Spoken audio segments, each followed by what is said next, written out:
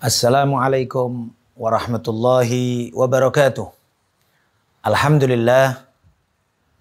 Alhamdulillahil aliyyil a'lal akbar. Nahmaduhu wa nashkuruhu subhanahu wa ta'ala hamda kulli man hamida wa syukra kulli man syakar ala ni'amahu wa atayahu allati la tu'addu wa la tuhsar. Asyhadu an la ilaha illallah wahdahu la syarika lah wa asyhadu anna sayyidana wa nabiyyana Muhammadan abduhu wa rasuluh wa nabiyyuhu wa safiyuhu wa khaliluh syahadatan nafuzu biha fi hadhihi dunya ila yaumil mahsyar wa hatta nastami' fi a'la wa ahsan mustaqar. Allahumma salli wa sallim wa barik wa karrim ala sayyidina wa maulana Muhammad an-nabiyyil abar wa ala alihi wa ashabihi al-masabihil ghurar wa tabi'ina lahum wa tabi'ihim bi ihsanin ala ainin wa athar. Amma ba'du, usikum wa iyaya bitaqwallah faqad fazal muttaqun. Qala Allah subhanahu wa ta'ala, ya ayyuhalladzina amanu taqullaha haqqa tuqatih wa la tamutunna illa wa antum muslimun. Shadaqallahul azim. Ma'asyiral hadirin wal hadirat, ikhwanana, saudara-saudara semua, pecinta ilmu dan ahlul ilm, mudah-mudahan kita selalu dipersatukan oleh Allah Subhanahu wa taala di dalam area ridhonya, dalam area rahmatnya. Pertemuan kita selalu menarik rahmat Allah Subhanahu wa taala, perpisahan kita yang sementara mudah-mudahan selalu dalam lindungan Allah Subhanahu wa taala. Allahumma ij'al jam'ana hadza jam'an marhuma wa tafarruqana min ba'dihi tafarruqan ma'suma.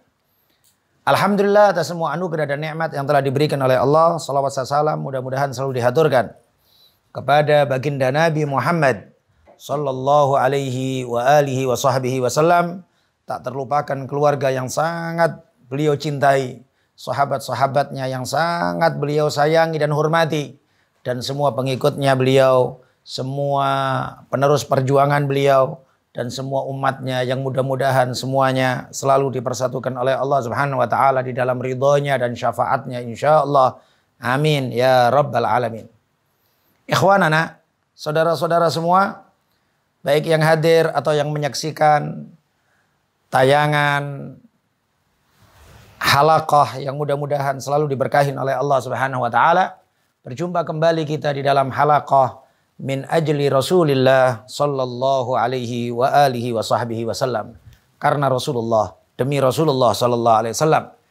Di dalam pembahasan-pembahasan kita tentang sejarah dan juga kehidupan baginda Nabi Muhammad sallallahu alaihi wasallam yang insyaallah menambahkan semangat iman di dalam hati kita, semangat mahabbah dan ta'zim di dalam hati kita, dan juga mudah-mudahan kita semuanya dipilih oleh Allah Subhanahu wa taala untuk bisa berkhidmah dalam dakwahnya dan agamanya insyaallah. Amin ya rabbal alamin.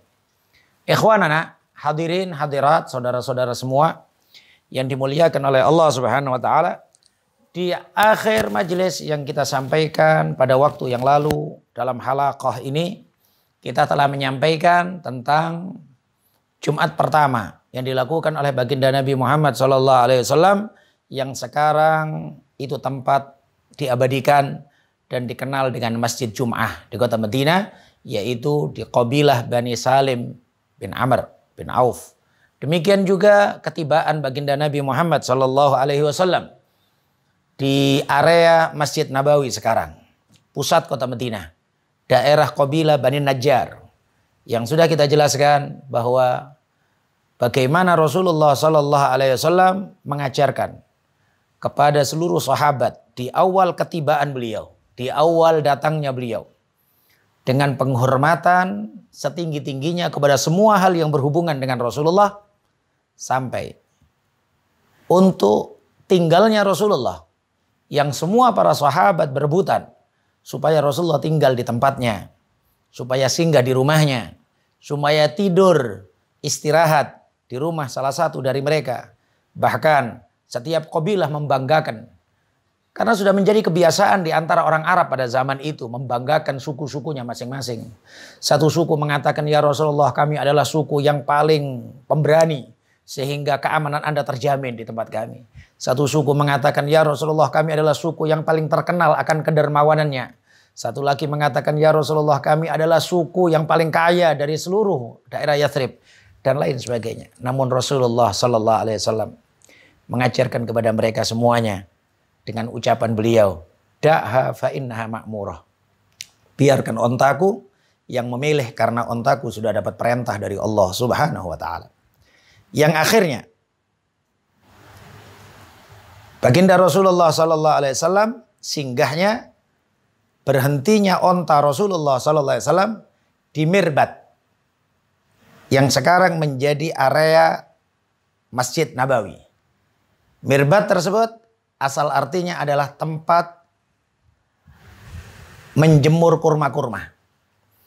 Jadi tempat menjemur kurma tersebut, onta tadi berhenti di situ, kemudian onta tadi berdiam, duduk.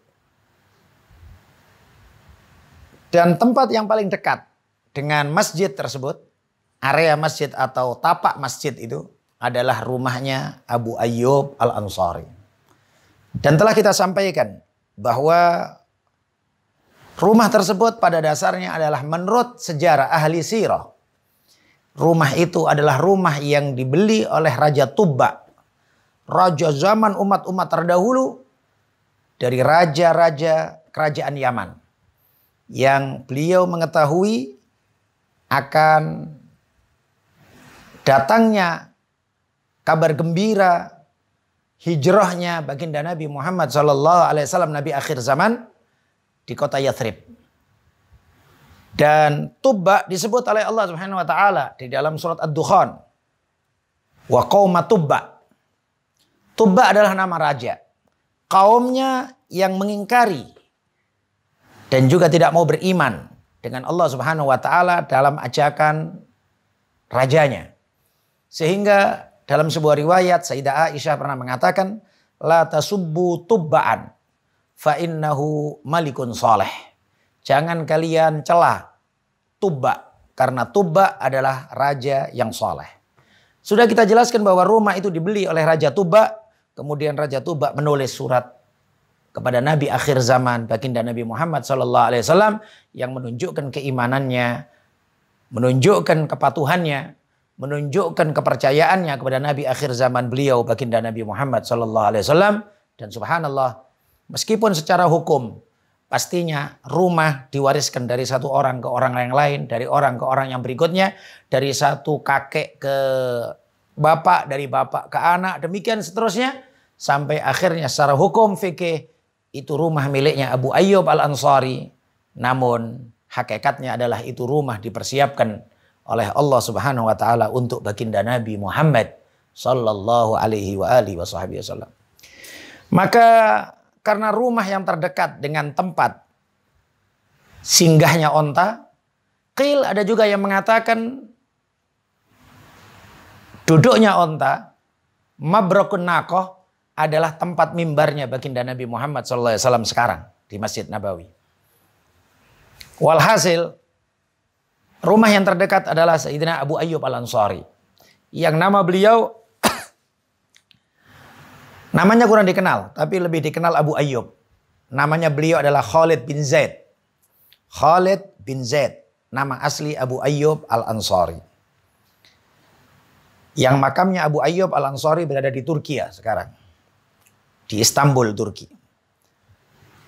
Tadi kita sampaikan bahwa Rasulullah tinggal di tempat Abu Ayyub Al-Ansari. Awalnya sebagai bentuk penghormatan Abu Ayyub Al-Ansari, Rasulullah SAW diminta oleh Sahibul Bait untuk tinggal di atas. Sebagai bentuk penghormatan kepada Rasulullah SAW supaya Rasulullah tidak ada di bawah. Maka tinggallah Rasulullah di atas. Artinya di lantai 2. Namun karena banyaknya beberapa sahabat yang datang dan ingin jumpa sama Rasulullah SAW, maka Rasulullah di hari berikutnya meminta kepada Abu Ayyub Al-Ansari untuk pindah ke bawah dan Abu Ayyub Al-Ansari yang ada di atas. Dan disebutkan dalam banyak buku sejarah dan hadis-hadis Nabi bahwa bagaimana kesopanan Sayyidina Abu Ayyub Al-Ansari dan Ummu Ayyub Al-Ansari. Disebutkan saat mereka berada di loteng atau di lantai 2. Abu Ayyub Al-Ansari tidak berani berjalan di atas lantai 2 tersebut kecuali pelan sekali. Sehingga tidak terasa langkah Abu Ayyub Al-Ansari, dan bahkan Abu Ayyub Al-Ansari berjalannya di pinggir-pinggir tembok. Karena takut kalau beliau berjalan kemungkinan ada debu-debu yang jatuh dari lantai tersebut. Karena zaman dulu bukanlah lantai 2 dengan cor, semen, dengan cor yang baik semisal zaman sekarang. Dan kita dapetin masih rumah-rumah di Tarim, di Hadramut.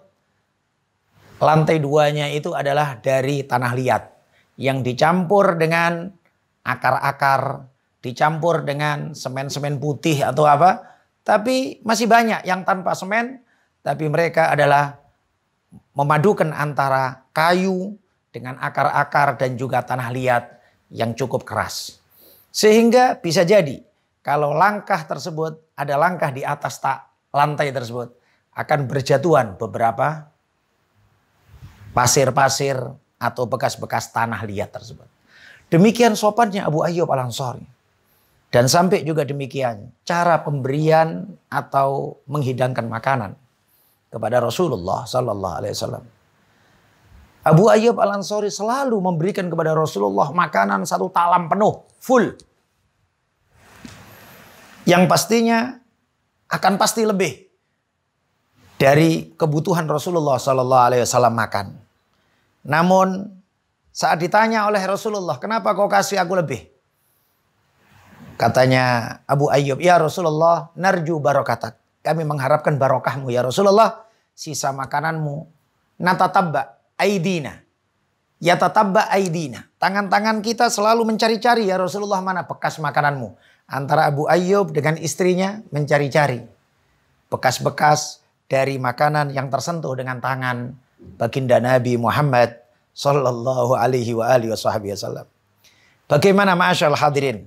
Pemahaman sahabat Ansar, belum majlis sama Rasulullah, belum taklim sama Rasulullah, belum hadir pengajian Rasulullah, belum dengar nasihat Rasulullah. Tapi bagaimana takdim mereka dan pemahaman mereka akan keberkahan baginda Nabi Muhammad Sallallahu Alaihi Wasallam.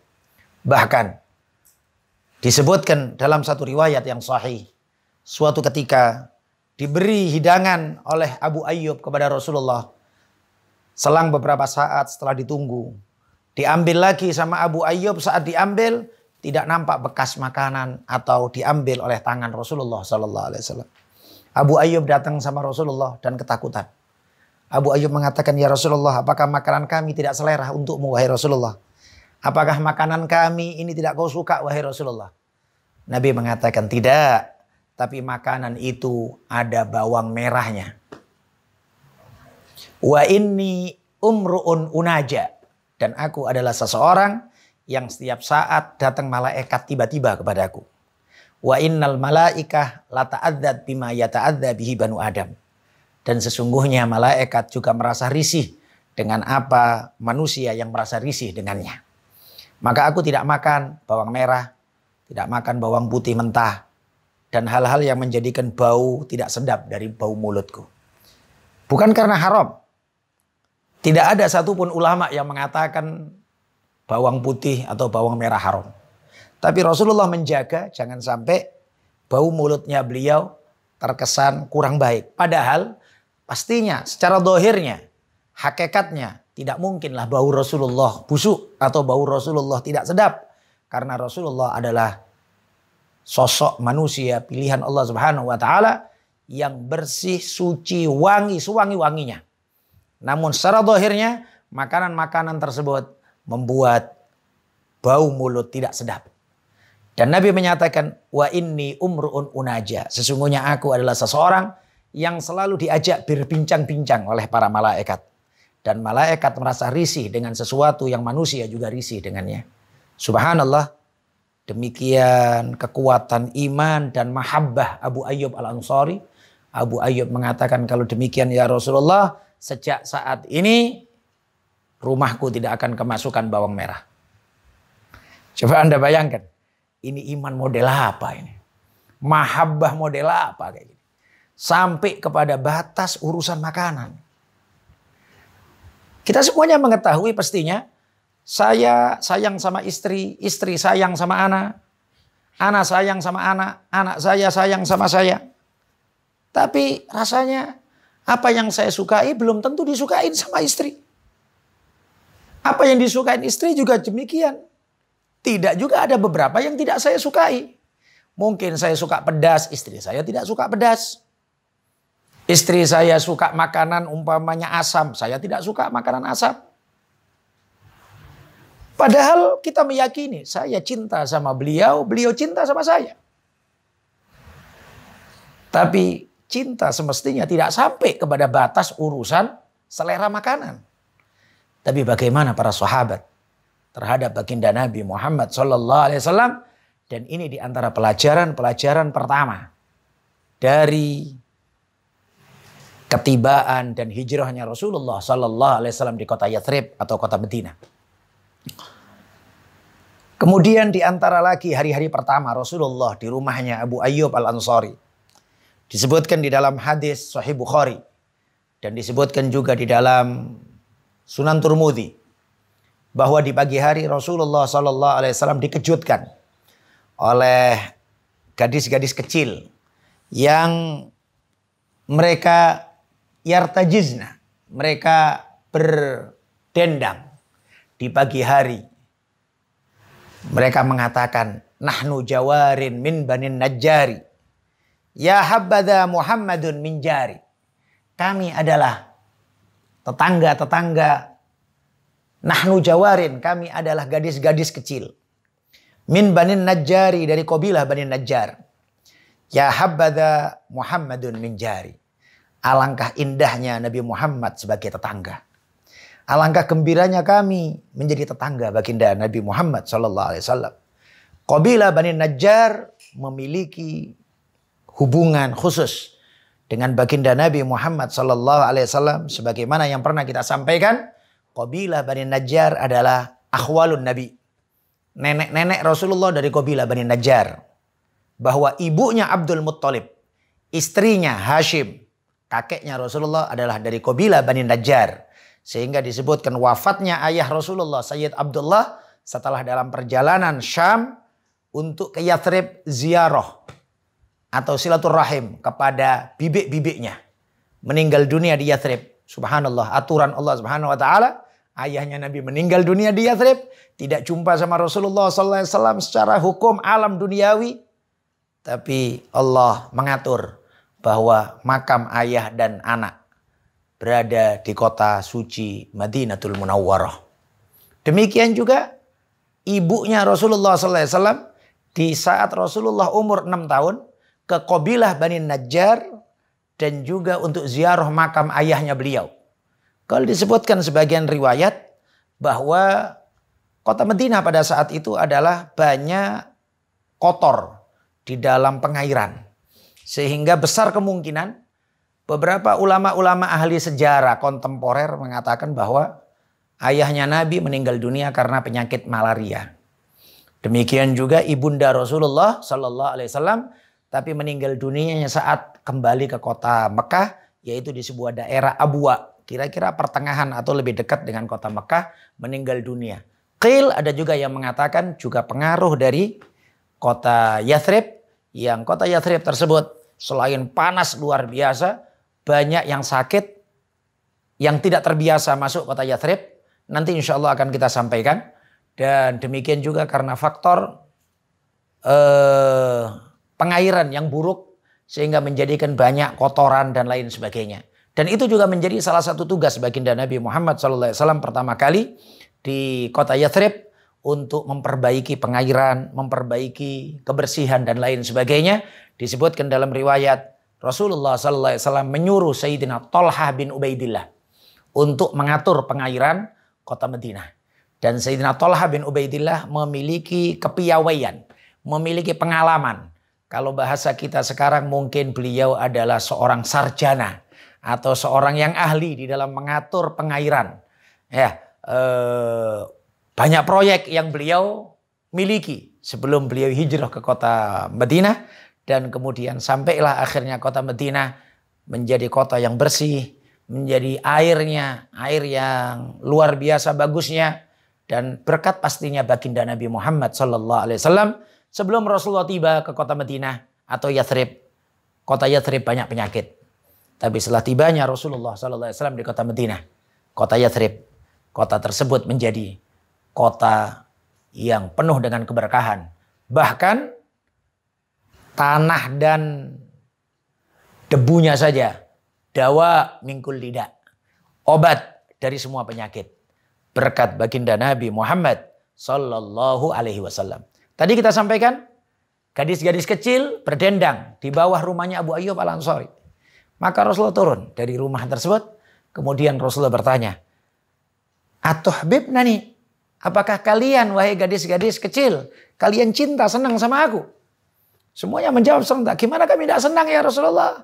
Kami gembira engkau berada di sini ya Rasulullah. Nabi kemudian menjawab, "Wallahu ya'lamu anna qalbi yuhibbukunna."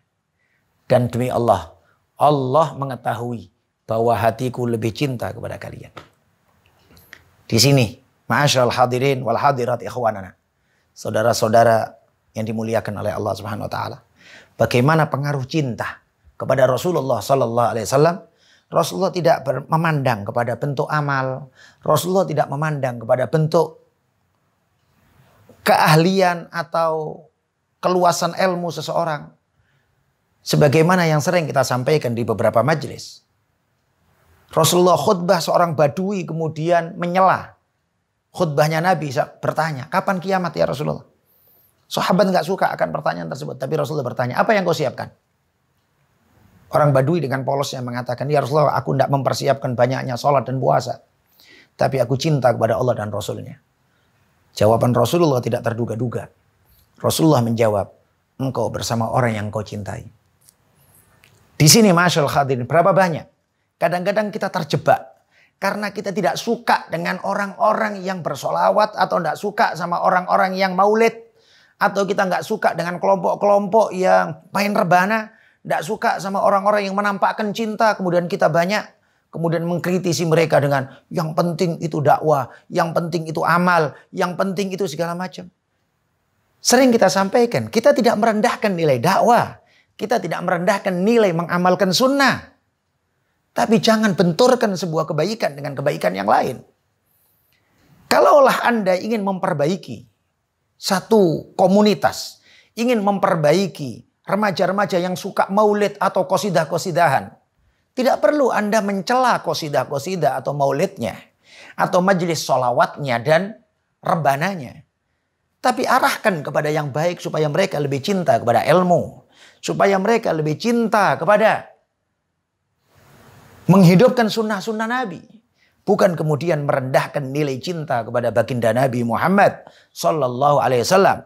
Pastinya bukan berarti orang yang hanya dengan ungkapan cinta, maulidan saja, kemudian dirasa cukup itu sebagai bukti cinta Rasulullah. Pastinya masih banyak jenjang-jenjang untuk menuju kesempurnaan. Tapi alangkah di akhir zaman sekarang, orang gampang mencela satu majelis, orang meremehkan satu majelis karena adanya perbedaan cara atau perbedaan metode di dalam berdakwah di tengah masyarakat. Mudah-mudahan kita semuanya diberi oleh Allah Subhanahu wa taala pemahaman dakwah yang diridhoi oleh Allah Subhanahu wa taala. Pemahaman dakwah yang mempersatukan, bukan pemahaman dakwah yang memecah belah umat. Pemahaman dakwah yang mendekatkan, bukan pemahaman dakwah yang malah menjadikan orang lari dari agama. Mudah-mudahan kita semuanya diberi kekuatan oleh Allah Subhanahu wa taala untuk bisa menambah cinta kepada baginda Nabi Muhammad sallallahu alaihi wasallam. Hati kita dipenuhkan rasa ta'zim, mahabbah, rindu kepada Nabi Muhammad. Lesan kita dimudahkan untuk bersolawat kepada Nabi Muhammad sallallahu alaihi wasallam. Anggota tubuh kita diberi hidayah dan taufik oleh Allah untuk bisa sempurna mengikuti Rasulullah sallallahu alaihi wasallam dan berkhidmah kepada agama Rasulullah sallallahu alaihi wasallam. Mudah-mudahan majelis ini diridhoi oleh Allah Subhanahu wa taala, diberkahi oleh Allah Subhanahu wa taala. Kita semuanya dalam lindungan Allah Subhanahu wa taala, sehat-sehat selalu insyaallah semuanya. Sampai berjumpa kembali di dalam halaqah berikutnya min ajli Rasulillah sallallahu alaihi wasallam. Mudah-mudahan semuanya dalam ridha Allah Subhanahu wa taala fi khairin wa lutfin wa afiyah. Hadza wal afu minkum. Hadanallahu wa iyyakum ajmain. Assalamualaikum warahmatullahi wabarakatuh.